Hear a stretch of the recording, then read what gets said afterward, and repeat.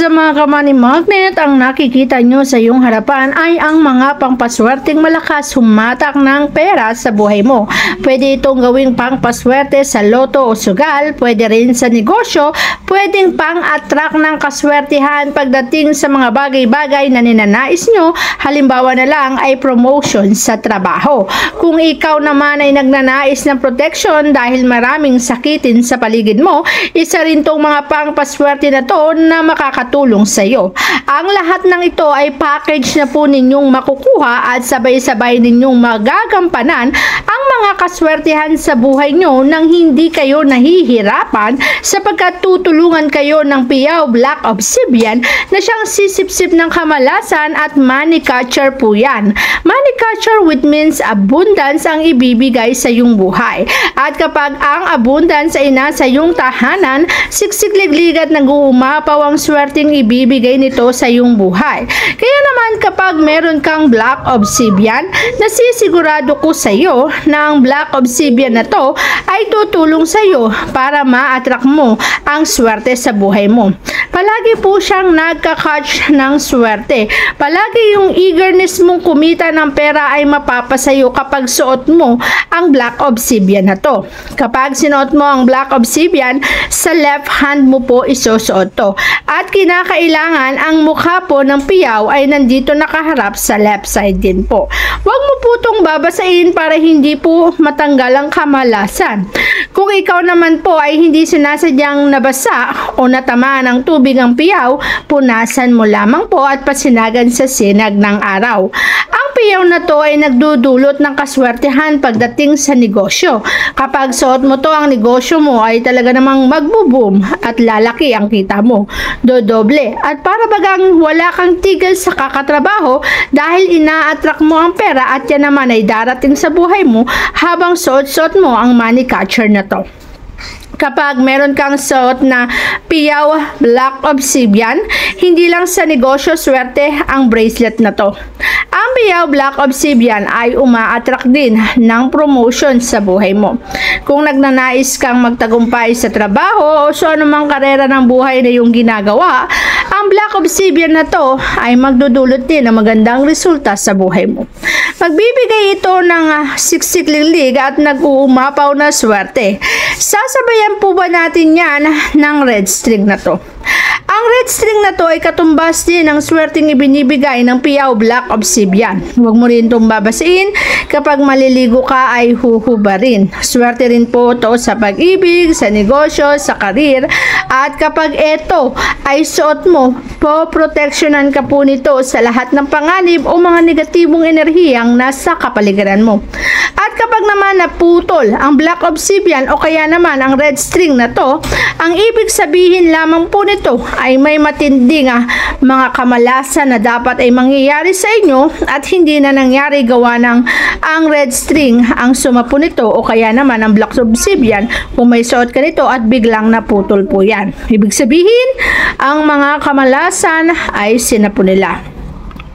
Bukod sa mga bracelet na yan, meron din po tayo nitong money amulet. Ang money amulet naman na to ay pwede mong ilagay sa iyong mga pitaka. Ang money amulet na to ay pwedeng mag-attract ng swerte na dodoble ang kaperahan mo na meron ka sa iyong pitaka.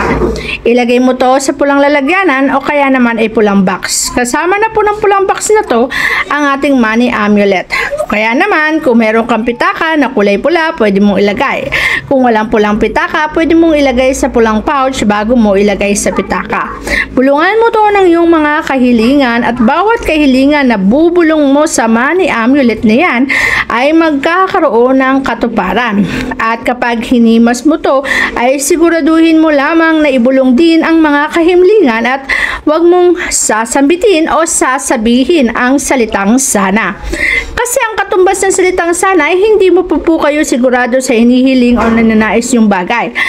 kailangan sabitin mo ay kiniklaim mo na. Sapagkat pag sinabi mo kiniklaim mo na, sigurado ka nang makukuha mo ang bagay na yan. Kung baga, minamanifest natin, ina-attract natin na ang bagay na yan ay mangyari sa ating buhay. At kapag minamanifest mo ang isang bagay, meron tayong tinatawag na affirmation, manifestation. I-affirm mo, sasabihin mo palagi ang nais mong mangyari sa iyong buhay. I-affirm mo ang bagay na yan at siguradong ito'y magaganap at magkakaroon ng atraksyon ng bagay na to sa iyong buhay. At magaganap ang ninanais at hinahangad mo sa buhay. Kapag ikaw ay tataya sa loto, i-affirm mo na ako ay mananalo sa loto. At habang suot-suot mo ang red string at black obsidian, pupunta ka sa tayaan ng loto, i-affirm mo ulit, mananalo ako sa loto. Kumbaga, iniisip mo na ng bagay na to ay nangyayari na sa iyong buhay. Pinapapasok mo na sa iyong buhay na ang bagay na to ay magaganap. Siyempre, hindi lang naman natin kinakailangan suot at dinalagay sa pitaka. Kumbaga, lahatin na natin. Pagdating naman sa tahanan natin, kinakailangan nakasabit po ang ating crystal ball.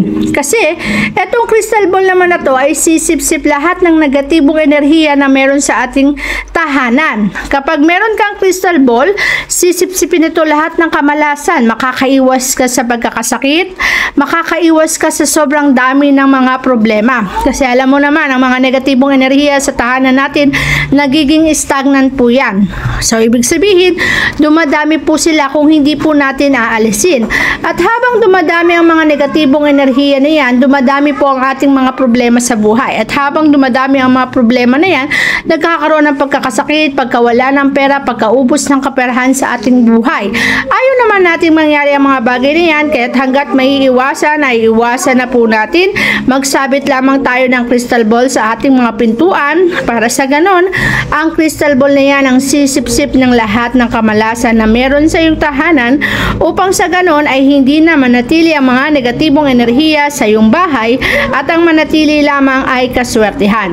At kapag ang lahat ng ito ay meron ka sa iyong tahanan, meron ka sa bracelet na piyaw black obsidian at red string, at kapag meron kang money amulet at may nakasabit na crystal ball sa iyong pintuan, ang lahat ng ito ay makakatulong upang ang buhay mo ay sumigana. Ibig sabihin, papasok sa buhay mo ang matinding kaswertihan.